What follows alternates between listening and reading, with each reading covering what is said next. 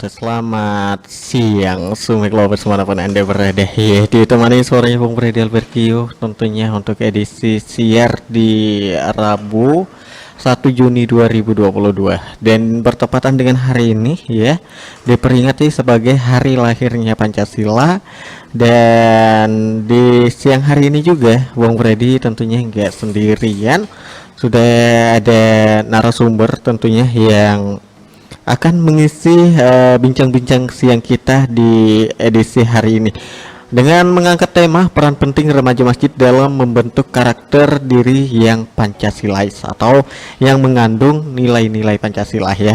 Kita sapa dulu untuk narasumber kita pada siang hari ini. Halo, assalamualaikum. Waalaikumsalam. Ya. Iya, dengan siapa gerangan ini? Oke, saya dari Panji Al Islami. Saya di sini mewakili dari Forum Irma Kecamatan Banyusin 3. Ya, insya Allah akan mengisi wejangan hangat tentang Hari Pancasila.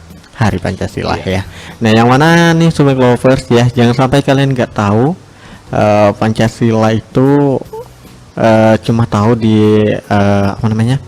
Tagnya itu cuma tahu ada 5 sila ya. Nah, sesuai dengan namanya itu Pancasila ya, Bang Panji ya. Iya. Dan di sini ternyata Pancasila ini memiliki nilai-nilai atau karakter dalam membentuk diri kita itu seperti diri yang bernilaikan Pancasila, karena kita sama-sama kita ketahui di dalam Pancasila itu dari kelima sila itu berurutan ya, memiliki apa namanya makna tersendiri ya. Iya. Nah, tentunya di dalam remaja masjid nih Bang Panji ya, seperti apa sih kita harus menanamkan atau karakter dari Pancasila itu untuk mengembangkan diri kita menjadi lebih baik, itu seperti apa? Ya, sebelumnya saya buka terlebih dahulu. Assalamualaikum warahmatullahi wabarakatuh. Waalaikumsalam warahmatullahi wabarakatuh. Assalamualaikum. Di sini saya mungkin mulai dulu dari awal mula munculnya Pancasila ya. Tentunya saya mulai dari fakta historis atau sejarahnya secara singkat, yaitu Pancasila yang nanti akan saya hubungkan dengan peran Pancasila terhadap remaja masjid ataupun pemuda-pemuda milenial sekarang ya. Iya. Ya, Pancasila mungkin kita baru-baru tahu itu sejak sejak Indonesia merdeka ya di tahun 1945, tapi pada mulanya Pancasila itu sudah ada sejak zaman-zaman dahulu, sejak zaman kerajaan-kerajaan, tentunya pada zaman kerajaan Majapahit, kerajaan Sriwijaya sudah ada. Tentunya juga tertulis di dalam kitab-kitabnya tersendiri, yaitu di kitab kalau tidak salah kitab Kertagama atau yang dikarang oleh Empu Prapanca, dan juga kalau tidak salah di kitab Sutasoma yang dikarang oleh Empu Tantular ya pada zaman masa kerajaan Majapahit. Nah, dulu sudah ada Pancasila pada zaman kerajaan ya, pada zaman kerajaan dulu sudah ada, tapi dalam pelaksanaannya namanya itu beda. Namanya beda, pelaksanaannya sama seperti sekarang, tapi namanya itu saja yang beda. Kalau pada zaman Majapahit itu namanya kalau diartikan itu batu yang tersusun. 5 itu Pancasila itu batu yang tersusun. Kalau di dalam kitab Empu Tantular ini yang nama kitabnya itu Sutasoma. Nah, kemudian sekarang ini kita kenal dengan Pancasila. Pancasila itu berasal dari kata bahasa Sanskerta, yaitu panca dan sila. Panca itu artinya 5, sila itu adalah dasar ya. Jadi adalah 5 dasar ya Pancasila. Kemudian di masa kemerdekaan sudah ada sejak Jepang menjajah Indonesia selama kurang lebih 2 atau 3 tahun lebih, 2 tahun lebih ya, di tahun 1944 ya, Jepang terutama jenderalnya atau perdana menterinya sudah mulai menyerahkan diri ya, sudah menyerahkan diri kepada Indonesia untuk segera merdeka ya pada tahun 1944 September kalau tidak salah.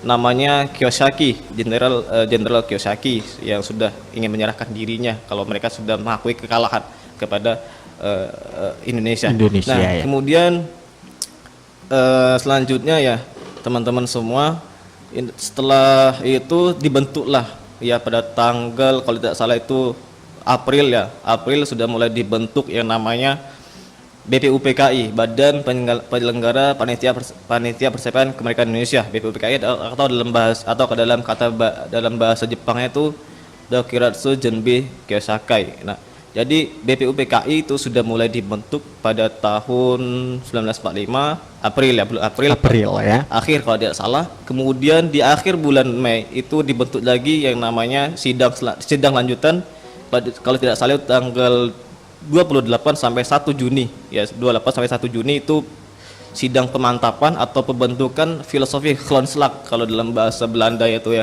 atau pembentukan dasar negara dalam bahasa Belanda. Itu sudah didesak oleh pihak pemerintah Jepang untuk segera membentuk sila Pancasila atau filosofi negaranya ya, falsafah negaranya.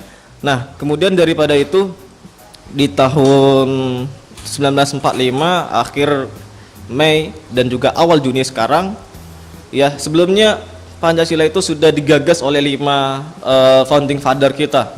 Bapak Muhammad Yamin sudah pernah menggagas Pancasila, Bapak Muhammad Hatta, kemudian Bapak Insinyur Soekarno sudah pernah menggagas Pancasila, tapi semuanya di take down, tidak diterima. Kemudian terakhir itu ada Pancasila. Terakhir Pancasila pengukuhannya itu di tanggal berapa ya, kalau tidak salah tanggal 1 Juni ya, tanggal 31 Itu Mei ya? ya, Mei, Iya. akhir Mei ya, sudah mulai dimantapkan lagi pada Piagam Jakarta atau Jakarta Charter. Muhammad Yamin menyebutnya Jakarta Charter ya. Kemudian disahkan di situ pada akhir Mei, tanggal 1-nya Pancasila diproklamasikan 1 Juni. Nah, di akhir Mei itu Pancasila bukan yang namanya ketuhanan yang Maha Esa, tapi Pancasila itu artinya yang kalau tidak salah itu saya lupa juga, kewajiban menjalankan syariat Islam, menjalankan syariat Islam berdasarkan bagi pemeluknya berkewajiban menjalankan syariat Islam bagi pemeluknya. Itu sila pertama sebelum dirubah di Piagam Jakarta kemarin ya, pada tahun 1945. Nah, kemudian setelah disahkan sudah langsunglah diproklamasikan oleh Insinyur Soekarno di tanggal 1 Juni 1945. Nah, disitulah kita sekarang anggap itu sebagai hari lahirnya Pancasila, di mana Pancasila sudah mulai lahir, yang kemudian di hari sebelumnya Pancasila itu belum sempurna, kemudian disempurnakan lagi oleh beberapa kalangan ulama dan juga founding father kita, bapak-bapak para pendiri bangsa kita ya. Tentunya juga mungkin teman-teman masih ingat ada beberapa ada 9 panitia 9, ada panitia 9, ada panitia 8 yang daripada mereka itu banyak dari kalangan muda dan juga kalangan tua. Dan juga ada juga dari sana para kiai dan ulama kita yang berperan penting dalam pembentukan Pancasila, terutama itu dari Partai Masyumi sebelum Indonesia Merdeka. Itu sudah sebelum Indonesia Merdeka, Masyumi itu sudah ada ya, setelah Indonesia Merdeka pada tahun 1946-an. Nah, jadi banyak ulama-ulama dari sana yang juga ikut menggagas, juga bukan cuma dari Islam tapi juga dari kalangan non-Islam, Kristen dan juga agama-agama Katolik juga ikut membantu dalam menggagas Pancasila tersebut. Jadi Pancasila tersebut ya, dari sila pertama sampai sila terakhir ya sudah mulai sempurna. Kalau saya masih ingat itu pendapat dari Mufti Mekah, dia mengapresiasi Pancasila itu ya. Mengapresiasi Pancasila itu ya karena sudah sangat cukup sekali, sangat bagus sekali untuk diterapkan di dalam lingkungan dalam Indonesia itu sendiri ya. Karena kompleksitas dari filosofinya itu luar biasa untuk dapat dilaksanakan ya.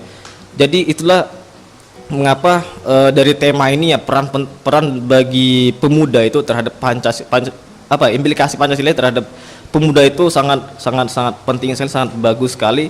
Dan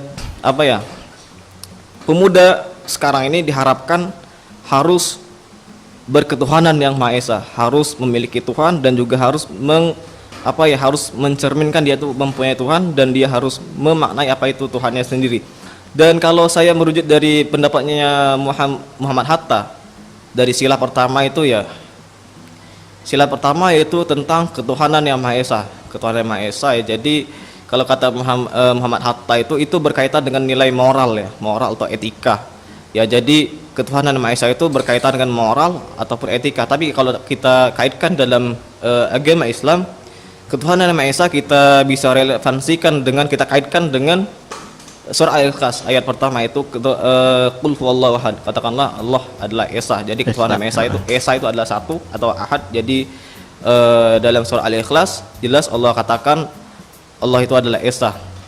Ya, jadi di sini kita tidak bisa tidak bisa mendiskriminasikan atau mendiskreditkan orang-orang yang multi Tuhan atau multi taste atau banyak Tuhan ya, seperti agama-agama mungkin agama Kristen yang beranggapan Trinitas ataupun lainnya yang menganggapan banyak Tuhan atau Trimurti. Jadi di sini kita yang ya menganut paham monoteis atau satu Tuhan, kita jangan sampai mendiskreditkan atau kita mendiskriminasikan atau kita memberikan hinaan atau celaan kepada teman-teman kita yang berbeda agama itu ya. Jadi di sini Pancasila yang sila pertama ini berkaitan dengan moral dan ataupun juga etika. Kita diharapkan untuk memiliki wawasan keagamaan yang berdasarkan ketuhanan Maha Esa sesuai dengan apa yang diajarkan dalam agama itu sendiri.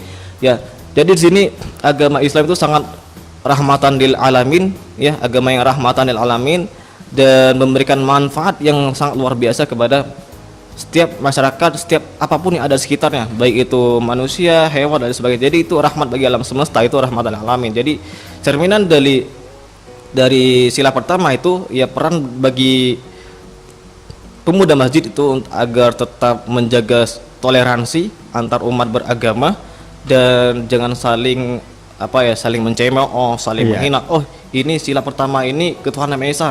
Ya, kalian itu agama yang menganut banyak paham Tuhan ya, politeis atau banyak agama ya, atau Trimurti atau Trinitas ya. Tidak gitu, kita jangan sampai begitu, karena mereka juga masih beranggapan bahwa Tuhan mereka adalah satu ya, sama seperti kita yang menganggap bahwa Tuhan itu adalah satu seperti yang ditulis dalam yang Allah firmankan dalam surah Al-Ikhlas.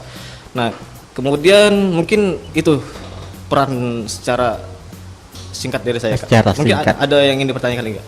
Oke ya. Nah, jadi Sumik Lovers dan juga para pendengar kita ya, mungkin sore hari ini sudah prepare ya, dari tadi nungguin kapan nih Kak Panjinya masuk gitu ya. Nah, jadi untuk di sila pertama itu sudah jelas sekali bahwa kita harus toleransi antar umat beragama ya, Bang Panji ya. Nah, di selanjutnya ini sama-sama kita ketahui bahwa Pancasila itu ada 5 ya. Nah, jangan sampai nggak tahu ya, nanti ada dadakan nih teman-temannya bertanya, nguji nyali Anda mengenai hari ini.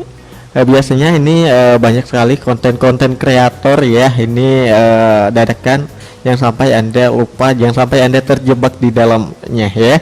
Dan juga nih membahas peranan remaja masjid tadi ya. Ini kira-kira nih seberapa penting remaja masjid itu untuk membangun dirinya atau menjadikan dirinya itu orang yang bernilai atau berkarakter Pancasila. Nah, dan juga nih Bang Panji, dari pandangan Bang Panji itu kalau kita ngomongin masalah karakter ya. Nah, karakter ini kan merupakan ciri khas dari seseorang ya. Nah, seperti apa sih seseorang itu yang di dirinya itu memiliki nilai Pancasila kayak gitu dalam diri seseorang tersebut? Ya, jadi sebelumnya mungkin saya ingin perkenalkan terlebih dahulu bahwa di desa kami, khususnya desa Dusun 1, desa Tanggalan Panji itu kami termasuk dalam bagian kampung Pancasila ya, atau pelopor Pancasila. Jadi di sini di dalam desa tersebut ada tertulis di spanduk bahwa siapapun yang masuk ke kawasan Pancasila itu harus hafal ya nama Pancasila, wajib hafal Pancasila. Tapi menurut saya itu merupakan klausul yang agak kurang tepat ya, atau kata-kata yang kurang tepat. Tapi yang lebih tepat itu Anda memasuki kawasan yang wajib memaknai Pancasila. Iya, benar. Harus memaknai Pancasila, karena kalau hafal kemungkinan semua orang akan menghafal gitu ya. Tapi kalau memaknai, nggak semua orang ini bisa memaknai dari nilai Pancasila itu sendiri nih. Jadi tentunya banyak yang hafal, tentunya banyak juga yang hafal Quran, banyak yang mungkin pernah Nabi SAW bersabda dulu ya pada para sahabat, nanti akan datang di antara kalian sekelompok kaum pemuda atau golongan ya, yang mereka itu banyak hafalan Qur'annya, mereka tuh sholatnya banyak, sholat wajibnya bagus, sholat sunnahnya banyak, puasa wajibnya bagus, puasa sunnahnya banyak, tapi mereka itu rajin membunuh orang, mengkafir-kafirkan orang sesama muslimnya. Nah, itulah orang yang akan kalian temukan, dan itulah orang yang Allah murkai. Nah, di sini orang-orang tersebut pada zamannya Abu Bakar belum ada, pada zamannya Umar belum ada, pada zamannya Utsman bin Affan belum ada, pada zamannya Ali bin Abi Thalib mulai ada itu. Ya, itu kelompok pemuda itu kelompok yang bisa disebut sebagai kelompok Khawarij ya, kelompok yang mudah mengkafir-kafirkan, dan Rasulullah juga pernah berkata bahwa kelompok itu membaca Quran tapi tidak sampai ke kerongkongannya. Ya, artinya dia tidak membaca Quran tapi tidak dia maknai dalam kehidupannya, dia lakukan sebagaimana mestinya apa yang Allah firman dalamnya. Dia hanya segera menghafal tapi tidak melakukannya apa yang Allah perintahkan. Jadi bahwa benar ada dalam Al-Qur'an bahwa banyak yang mengatakan bahwa dilarang untuk membunuh saudara muslim ya, dan juga dilarang juga membunuh orang-orang yang kafir. Kalaupun mereka mengganggu kita ya boleh, tapi dengan catatan dengan ihsan, dengan kemanusiaan, dengan humanity kan. Itu jadi banyak orang yang hafal Quran tapi tidak memaknai. Sama juga kita yang menghafal Pancasila, hafal Pancasila tapi tidak memaknai dalam kehidupannya, ya itu juga sama dengan percuma ya kan. Nah, jadi berkaitan dengan seberapa penting sih pemuda itu ya terhadap Pancasila ini, perannya ya itu sangatlah penting ya, apalagi kita ini Pancasila ini sebagai pedoman kehidupan berbangsa dan bernegara ya. Tentunya kalau kita lihat dari struktur ketatanegaraan bahwa Pancasila itu menduduki tingkat tertinggi. Ya, barang siapa juga yang membentuk suatu undang-undang ya itu harus juga sesuai dengan yang namanya Pancasila. Ya, konstitusi juga masih di bawah yang namanya Pancasila.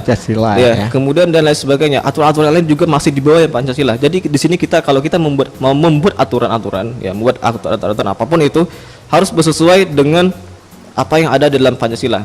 Ya, kemudian banyak sekali nilai-nilai yang terkandung dalam Pancasila. Jadi di sini kita termasuk juga nilai kemanusiaan, ya kan. Sila kedua itu kemanusiaan yang adil dan beradab. Jadi di sini kita harus memanusiakan manusia. Kita jangan sampai mendiskreditkan manusia-manusia lain seperti kalau saya ingin mengutip pendapat dari teorinya Profesor Teguh Prasetyo bahwa dia pernah mencetuskan teori keadilan bermartabat ya. Teori keadilan bermartabat itu keadilan yang harus memperlihatkan kepentingan lain, jangan hanya kepentingan sendiri.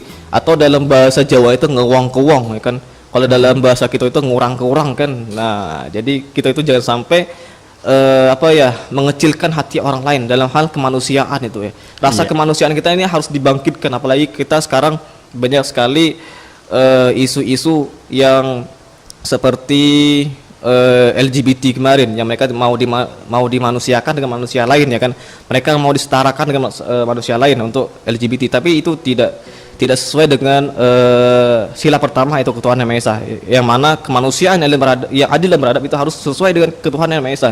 Ya, jangan sampai kemanusiaan yang adil dan beradab itu menyingkirkan ketuhanan yang Maha Esa. Jadi itu saling berkaitan antara sila-sila satu dengan sila yang lain. Tentunya sila dua berkaitan dengan sila pertama, sila ketiga berkaitan dengan sila pertama.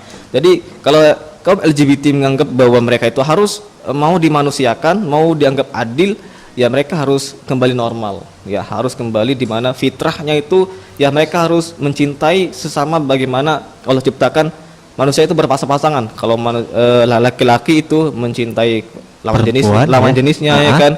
Nah, begitupun juga lainnya, sebaliknya itu perempuan mencintai pria ya kan. Nah, jadi kalau mencintai sesama mereka itu anggaplah sama seperti penyimpangan lah ya, walaupun dianggap mereka itu ada seks ganda ya, tapi itu masih tidak dianggap bermoral ya. Jadi sama seperti kalau kita lihat dalam sejarah kaum Lut ya, atau kaumnya yang bernama kaum Lut itu, nama kaum Lut saya lupa. Nah, jadi di sini Allah firmankan di situ mereka ditumpahkan, mereka dihujani batu-batu dari langit. Nah, jadi kita tidak mau seperti itu. Jadi harapan kita selaku pemuda ya jangan sampai kita terjerumus dari yang namanya LGBT. Dan kita dari kaum pemuda tentunya dari Irma ya, sebagai fasilitator, sebagai penyedia kepada masyarakat atau umat untuk memberikan dakwah-dakwah yang terbaik, itu menyelenggarakan syiar-syiar Islam atau memberikan suatu pencerahan yang terbaik bagi masyarakat, memberikan sosialisasi kepada masyarakat bahwa itu merupakan salah satu bentuk penyimpangan. Nah, sekarang kita sudah mulai panas dengan yang namanya LGBT, jadi saya harap anak-anak remaja masjid berperan penting untuk menjadi apa promotor atau motivator lah ya, promotor untuk teman-temannya, penggerak ya, penggerak untuk menolak yang namanya LGBT ya, mengajak yang lain untuk menolak LGBT ya kan. Itu karena di wilayah kita ada beberapa orang yang terindikasi dengan yang namanya cinta sesama jenis. Jadi kita jangan sampai di wilayah Firma atau Irma itu terindikasi ada orang yang suka sesama jenis, itu yang mungkin kita hindarkan ya. Iya, apalagi kemarin itu sempat viral juga ya di Banyuasin khususnya ini, ada perempuan sesama perempuan ini karena dilandasi karena sakit hati kepada seorang pria gitu. Jadi beralih mencintai sesama jenis Di Banyuasin. Pernah dengar? Oh, jadi itu perempuan sesama perempuan. Iya, perempuan sama perempuan ini baru-baru minggu ini itu beritanya naik.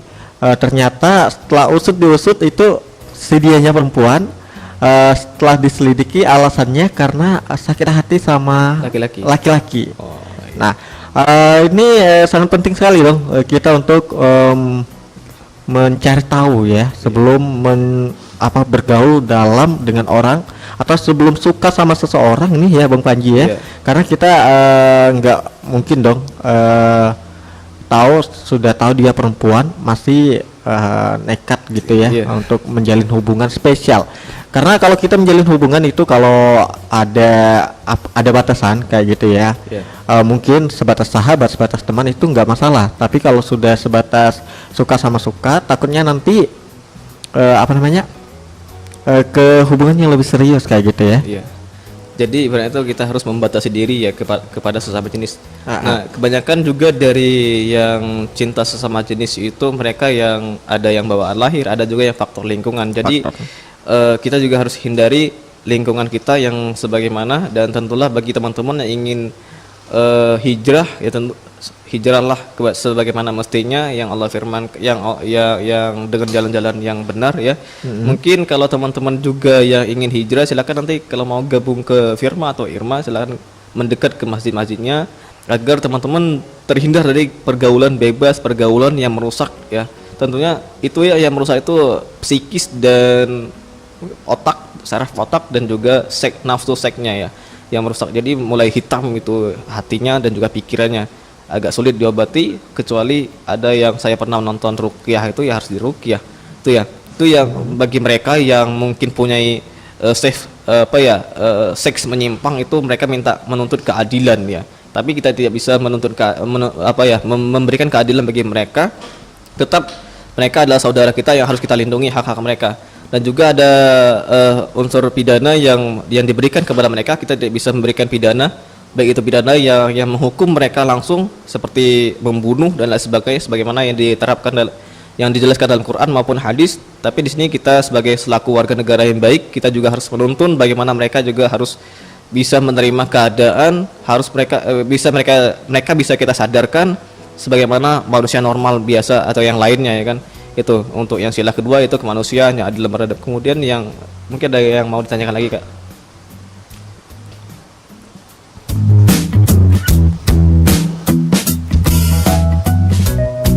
Oke ya. Nah, kalau ngomongin masalah tadi kemanusiaan yang adil dan beradab ya, ini masih di ranah yang kita takut-takutin ya. Seperti LGBT tadi ataupun juga kekerasan lainnya, pembunuhan ya, yang ini seringkali terjadi bahkan di lingkungan kita sendiri itu sering kita dengar hal-hal tersebut. Nah, sebagai remaja yang menaungi di bidang remaja masjid ya ini, kira-kira kalau nantinya atau kedepannya ini ada orang atau rekan-rekan yang seperti itu nih, langkah-langkah apa aja yang akan diambil untuk membina mereka kembali gitu? Ya, untuk membina mereka kembali jika mereka terjerumus ya. Iya, terjerumus. Jika mereka terjerumus ke penyimpangan seksual. Ya mungkin kita agak sulit ya untuk membina mereka. Mungkin itu kembalinya ke pihak orang tua yang mungkin harus membawa anaknya ke institusi khusus agar mereka benar-benar dibina ya. Kalau kita yang membina mereka mungkin belum keseriusan total ya. Walaupun mungkin kalau ada penyimpangan sedikit dari gerak-geriknya ya mungkin kita bisa nasihatkan sedikit-sedikit, tapi kalau sudah penyimpangannya sudah maksimal ya mungkin orang tua bisa menindaklanjuti untuk di mana ya, dikemkan mungkin, di madrasahkan mungkin, di tempat pondok pesantren. Nah mungkin dengan cara itu bisa diberikan pencerahan secara rohani bagi mereka yang mungkin mempunyai seks menyimpang. Kalau kita yang sekedar irma, mungkin kita hanya memberikan motivasi, memberikan dorongan kalau ini merupakan suatu penyimpangan yang dimurkai Allah Subhanahu wa taala. Iya. Itu. Oke, ya itu dia ya Summit Lovers. Jadi buat Anda semua yang mungkin kalau ada orang di sekitar Anda yang melakukan penyimpangan, itu jangan sampai Anda main hakim sendiri, karena Iya. sesuai dengan sila kedua ini kita harus bersifat kemanusiaan dan juga yang adil dan beradab. Jadi kalau ngomongin adab itu luas sekali jangkauannya ya. Jadi jangan sampai Anda melihat orang itu menyimpang Anda langsung main hakim. Nah, takutnya nanti kita yang tadi pengennya melindungi malah terjerumus ke tindakan pidana. Kita yang bakalan dipidana gitu ya. Iya. Gitu.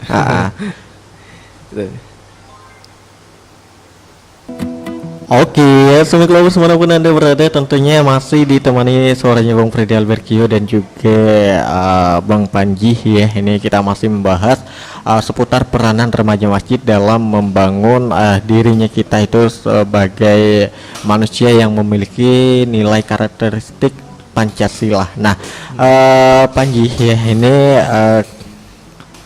bagaimana sih kita harus menanamkan nih, sejak kapan kita harus menanamkan nilai-nilai Pancasila khususnya di kalangan remaja-remaja? Karena kalau sejak dini ditanamkan itu ketika di remaja itu banyak sekali yang melakukan hal-hal yang menyimpang. Itu ada nggak solusi ketika kita sudah menanamkan nilai Pancasila sejak dini, tapi remaja tersebut masih melakukan hal-hal yang menyimpang dari nilai Pancasila? Ini dari Panji sendiri ya, kira-kira ada nggak sih masukan atau motivasi buat kawan-kawan yang sudah terjerumus atau terjebak dari penyimpangan dari nilai-nilai Pancasila itu sendiri nih? Ya, mungkin saya lanjutkan lagi. Tadi itu masih di sila kedua, yaitu sila tentang kemanusiaan dan beradab, dan kemudian sila ketiga yaitu persatuan Indonesia. Jadi di sini kita diperintahkan pada Pancasila itu sendiri untuk bersatu ya, jangan sampai kita bercerai-berai ya. Bagi teman-teman, bagi kita semua yang berbeda agama, yang berbeda suku, budaya dan bangsa, ya itu sudah Allah firmankan dalam Quran ya, bahwa kita sudah diciptakan bersuku-suku dan berbangsa-bangsa. Jadi maka dari itu kita harus bersatu atas nama kebangsaan itu sendiri, atas nama berkeluarga negara ya kan. Nah itu yang sila pertama. Kemudian yang sila keempat ya, sila pertama itu jadi kita jangan sampai bercerai-berai, untuk khususnya irmas ya, khususnya irmas jangan sampai kita bercerai-berai dan saling merangkul dalam ukhuwah Islamiyah, ukhuwah watoniyah, dan ukhuwah pokoknya persaudaraan sama muslim dan persaudaraan sesama setanah air. Kemudian yang keempat yaitu persatuan Indonesia, kemanusiaan dalam permusyawaratan yang dipimpin oleh hikmah kebijaksanaan dalam permusyawaratan perwakilan. Nah, jadi di sini jika kita melihat dalil dari dalam Al-Qur'an itu sudah ada dalam surah Asy-Syura, di mana kita diperintahkan oleh Allah untuk bermusyawarah ya. Dalam sila keempat ini kita diperintahkan Allah Subhanahu wa taala untuk bermusyawarah ya. Jangan sampai kita yang berorganisasi ini, kita jangan sampai ada yang namanya miskomunikasi, jangan sampai ada yang tidak tahu info, jangan sampai tidak ada yang mungkin ada sesuatu hal yang buat kita itu clash bahasa gitu tuh kan. Nah, jangan sampai. Jadi di sini itulah yang diperlukan adanya musyawarah ya, musyawarah agar kita dapat menemukan titik masalah, ataupun mungkin kalau kita dalam organisasi ini kita dalam rapat-rapat tertentu atau mungkin rapat-rapat yang lain sebagainya untuk melakukan sesuatu, agenda sesuatu ya, kita harus melalui rapat agar tidak ada yang namanya perbedaan pendapat ya dan sebagainya. Kalau pokoknya itu mencari solusi ya, mencari solusi ya, musyawarah itu ya. Kemudian dalam surat Al-Mujadilah juga menyatakan bahwa Allah juga harus berlapang dada kepada Allah.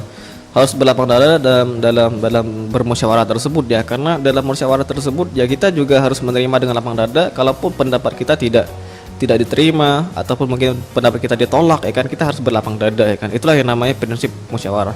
Ya musyawarah dulu pernah pada zaman Nabi sallallahu alaihi wasallam ya, para sahabat diminta oleh Nabi sallallahu alaihi wasallam untuk bersifat mandiri ya, bersikap mandiri, bahwa setelah beliau nanti meninggal dunia ya mereka harus menentukan pemimpinnya sendiri ya. Pada zaman Nabi sallallahu alaihi wasallam dulu ya, ketika Rasulullah meninggal ya, naik Abu Bakar Siddiq menjadi khalifah, dan situ mulai ada keributan itu ya antara ahlul bait sama sahabat Nabi. Yang menjadi pertanyaan, kenapa Abu Bakar menjadi khalifah langsung tapi tanpa sepengetahuan ahlul bait ya kan. Di situ ahlul bait tidak diundang dalam syura penentuan khalifah ya setelah wafatnya Nabi. Ya ahlul bait tidak diundang ya, sahabat para keluarga Nabi, dan di situ Ali bin Abi Thalib tidak berbaiat kepada Abu Bakar Siddiq dalam waktu 6 bulan. Ya, tidak berbaiat kepada Abu Bakar Siddiq dalam waktu 6 bulan. Nah, jadi di sini pecah yang namanya Wahabi ya, yang mungkin mereka itu menghina ahlul bait. Kemudian ada yang pecah juga yang namanya golongan Syiah, ya golongan mereka itu menghina para sahabat ya. Jadi di sini mereka yang ahlul bait menuntut kepada para sahabat, tentunya pada Abu Bakar, kenapa dia tidak diundang. Tentunya di sini ada alasan tertentu ya, kenapa ahlul bait tidak diundang, karena mungkin situ ada kondisi yang harus disesuaikan oleh para sahabat ya, kenapa mereka tidak diundang oleh para sahabat, yaitu para ahlul bait ya. Ada kondisi tertentu yang harus didesak, mereka tidak dapat diundang dalam syura ya. Nah, jadi di sini kita tidak bisa menjustifikasi ya, tidak bisa menjudge seseorang ya, apalagi itu kalangan para sahabat dan juga para kalangan ahlul bait ya. Mereka itu sudah diajarkan oleh Rasulullah SAW untuk bermusyawarah syura ya. Kalaupun nanti Rasulullah wafat ya, Rasulullah memberi wasiat kepada ahlul baitnya untuk menjadi pemimpin.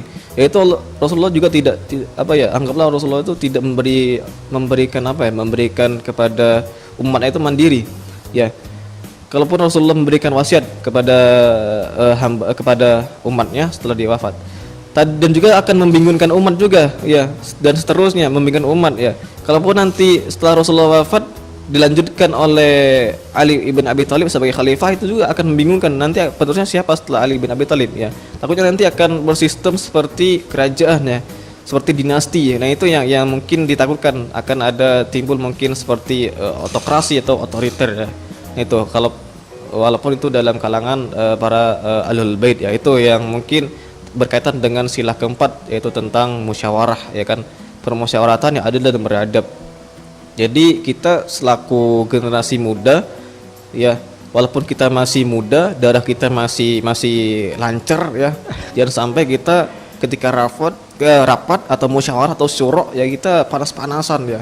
Kita panas gontok-gontokan, kita ketika pendapat kita tidak diterima atau ditolak, kita mulai tersinggung. Nah, ini yang harus kita jauhi ya. Karena kata Allah Subhanahu wa taala dalam surah Al-Mujadalah itu harus berlapang dada, jangan sampai kita mulai memunculkan api kemarahan atau ketersinggungan itu ya, oleh karena sakit hati karena ditolak pendapatnya ya. Jadi ini sering kali itu yang terjadi ya. Iya. Ini ya dalam lingkungan organisasi itu sering terjadi. Dan juga saya pernah lihat dalam suatu video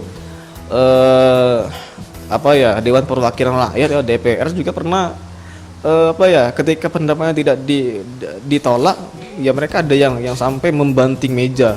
Nah, itu merupakan salah satu etik yang tidak harus dicontoh oleh kita, oleh kalangan kaum muda, walaupun dia itu menuntut untuk masyarakat ya, agar masyarakat itu diperhatikan, tapi tidak dengan cara yang seperti itu ya, harus membanting meja agar pendapatnya diterima ya. Itu merupakan salah satu etika yang mungkin harus kita hindarkan bagi para pemuda, harus kita jauhkan etika seperti itu dalam berorganisasi, tentunya dalam seperti organisasi IRMA ini ya, itu. Iya. Oke, itu dia ya. Sobat Lovers, jadi sila keempat itu, jadi kita harus memutuskan sesuatu itu melalui musyawarah terlebih dahulu, yang Iya. sampai pengen didengarkan pendapat kita baik ya, Dak. Iya. Oke, ini tentunya ya kalau ngomongin masalah musyawarah untuk mendapatkan hasil yang disepakati semuanya, itu nggak semua orang bakalan menerima. Iya. Nah, ini tentunya ada tantangan sendiri ya. Iya. Nah, dan tentu ini Panji ya. Panji kan ini sebagai ketua forum ya. Jadi forum itu menaungi kawan-kawan yang lain dari beberapa tempat gitu ya. Iya. Nah, tentunya ada nggak sih tantangan dalam penerapan nilai Pancasila khususnya di dalam pemusyawaratan ini untuk mendapatkan jawaban yang rata gitu. Ya tentunya banyak ya yang kita terima dalam hal ini. Ketika kita ingin memulai rapat, ya banyaklah yang tidak hadir ya kan. Dan juga ketika sudah mulai rapatnya sudah final, hasil rapat sudah final, ketika rapat tersebut ada yang komplain. Nah ini yang kami sayangkan, kenapa yang itu tidak ikut itu tidak ikut ya kan, tidak hadir dalam rapat. Nah jadi ini yang kalau dari saya kalau sudah diumumkan pada hari itu kita harus kumpul dan kita rapat ya kan, rapat apalah itu kegiatannya. Ya itu sudah final putusannya, jangan sampai ada yang mungkin menggugat kembali, kenapa ini seperti ini, kami tidak tahu apa-apa, ya itu resiko sendiri ya kan. Jadi dan mungkin ada pertimbangan-pertimbangan lain, kalaupun mereka banyak yang keberatan, ya mungkin kita harus dengarkan mereka selaku selaku negara yang menganut sistem demokrasi, ya kita harus menerima apapun itu. Dan mereka juga mempunyai hak dalam berorganisasi, ya kita harus menerima apapun yang menjadi keberatan dari mereka itu. Jadi itulah tadi, kalau dari saya itu merasa harus dalam keputusan tersebut ketika dalam rapat, adapun mungkin yang hadir cuma segelintir, separuh dari yang lebih banyak itu, ya mungkin itulah yang final, tapi tidak sefinal yang sebenar-benarnya final. Kalaupun mereka yang tidak setuju itu banyak, ya kita harus rombak lagi itu. Itu yang menjadi tantangan bagi kita itu. Jadi harus mencari solusi yang lain kayak gitu ya. Iya. Oke. Nah, ini udah sila keempat ya. Kita kayaknya sebentar lagi nih masuk waktu asar ya. Lanjut aja kita ke yang sila kelima. Sila kelima itu tentang keadilan sosial bagi seluruh rakyat Indonesia. Tentunya di dalam surah Al-Qur'an itu banyak sekali tentang berbicara tentang keadilan. Allah murka bagi mereka yang tidak berlaku adil. Ya tentunya juga Allah juga disebut sebagai Al-Adl, yang maha adil ya kan.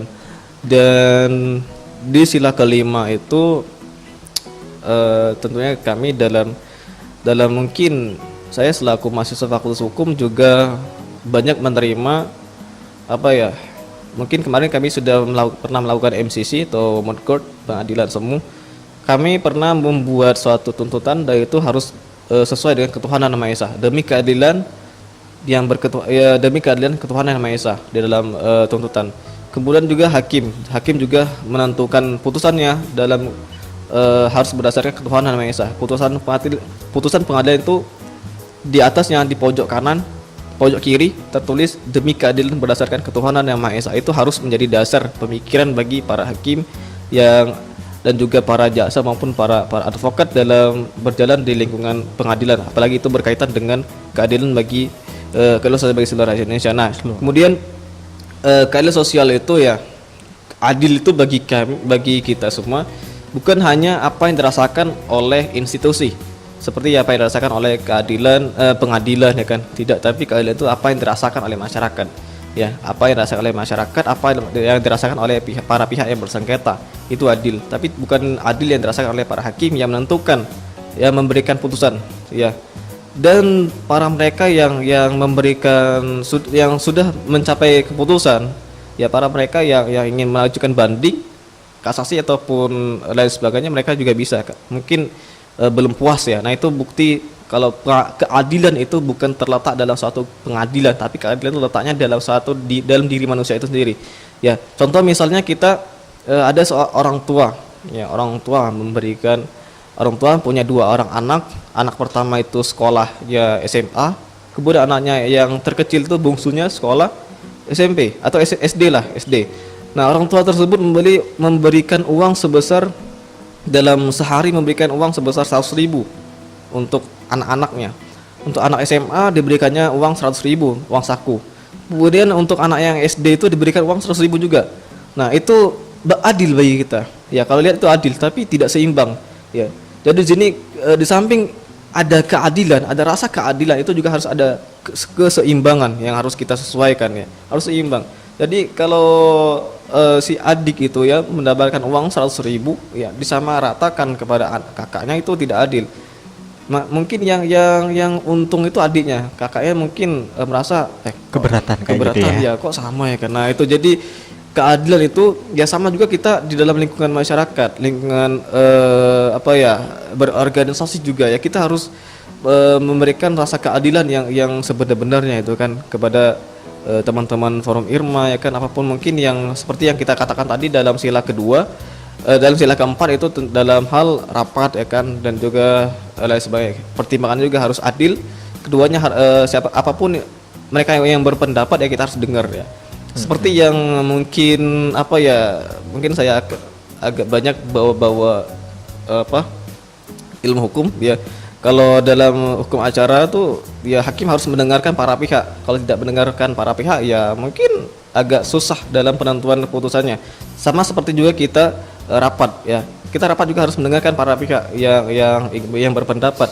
Kalau tidak mendengarkan para pihak yang berpendapat ya, prinsip demokrasi dalam berorganisasi itu ya kita agak pincang gitu ya. Iya, agak Jadi miring sebelah ya. ya jadi di sini saya itu kalau dalam berorganisasi itu asasnya itu harus demokrasi ya. Kalau tidak demokrasi ya kita ya pasti banyak yang mencibir saya dari belakang itu. Jadi demokrasi itu ibaratnya kita harus mendengarkan para pihak, kemudian harus balance antara pendapat sendiri dan pendapat orang. Jadi saya tidak banyak, kalaupun ada sesuatu yang ingin saya sampaikan, kita harus harus menyampaikan dalam forum sesampai mereka yang mungkin deadline-nya, mungkin kemarin saya ingin mengajak kumpul ya, rapat, tapi mereka semua merasa dadakan. Nah ini merupakan mungkin tidak adil ya, tidak adil bagi mereka dan juga saya. Saya merasa adil kalau saya itu bisa menyampaikan diri, tapi mereka merasa tidak adil karena mereka merasa itu dadakan.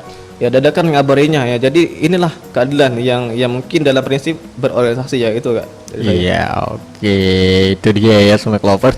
Jadi untuk menyimpulkan dari nilai Pancasila ini sangat penting sekali ya, tentunya untuk kita terapkan dalam kehidupan sehari-hari biar kita bisa memahami dan juga memaknai dari sila 1 sampai ke 5 ini, biar kita tidak terjerumus dari hal-hal yang menyimpang ini. Boleh Bang Panji kalau ada kesimpulan yang mungkin ingin disampaikan kepada pendengar kita atau juga kepada kalangan-kalangan milenial lain. Oke, untuk closing statement saya atau penutupan dari saya itu kita harus dalam bagi para kaum pemuda ini ya, kita harus aktif dalam bermasyarakat, sosial maupun sosial masyarakat ya. Dalam kegiatan sosial kita harus aktif. Tidak hanya kita aktif dalam kegiatan-kegiatan dakwah ya, seperti kemarin kita melakukan di minggu kemarin kita melakukan dakwah atau bakti sosial di Panti Asuhan Bunda Tanggal-Bala ya. Nah di sana kita bicara soal dan juga kita menonton bareng film Yesus Kristus, penyaliban Yesus Kristus ya, dalam versi Islam dan Kristen. Nah di sana saya juga menyampaikan kepada teman-teman, adik-adik juga ya, bahwa kita harus menjauhi diri dengan yang namanya misionaris ya. Kalaupun nanti ada misionaris masuk ke desa, ya kita harus berhati-hati ya. Itu. Jadi di sini ada kalangan misionaris yang, mohon maaf mungkin saya sebagai tambahan, misionaris yang gencar ingin memurtadkan ya dengan cara apapun itu. Dulu mereka melakukan misionaris dengan cara memberikan bantuan sembako dan lain sebagainya. Kalau sekarang mereka sudah memberanikan diri untuk masuk ke yayasan, masuk ke pondok pesantren juga, mereka juga berani karena ada dalam kitab mereka karangan dalam bahasa Arab yaitu yang namanya Al-Kitabul Muqaddas. Jadi di sini kita harus hati-hati kepada mereka. Dan juga ini sebagai Irma juga mengantisipasi ini ya. Irma juga mengantisipasi ini, kita juga harus mendakwahkan Islam itu dengan mereka yang agar terjauhkan dari yang namanya pemurtadan ya. Dan kita harus hindarkan itu. Ya sesuai dengan sila pertama, ya sila pertama itu ketuhanan yang Maha Esa. Kita juga harus di samping kita menghargai, ya kita juga harus apa ya, menolak keyakinan apapun itu. Ya kalau mereka menyebarkan keyakinan mereka kepada seluruh penjuru dunia. Kalau saya ingin mengutip dalam kitab mereka itu, sebarkan dalam kepada seluruh makhluk. Nah, tapi kalau Islam itu tidak ada paksaan dalam beragama, dalam berislam ya kan. Dalam saya lupa itu dalam surah apa itu. Tapi dalam Islam tidak ada paksaan dalam beragama. Nah, itu jadi peran Irma sangat penting dalam lahirnya Pancasila ini ya. Karena Pancasila ini merupakan salah satu grondslag atau dalam bahasa Belanda itu grondslag ya, atau filosofi atau landasan cara berpikir bangsa ini ke depan bagaimana ya kan. Jadi itu Pancasila. Kita harus pokok pikiran kita ya, kita yang berorganisasi, kita yang berwarga negara harus memfokuskan diri kita dengan landasan berpikir Pancasilais ya. Pancasilais itu kita yang di dalam diri kita sudah menanamkan rasa Pancasila, itu Pancasilais.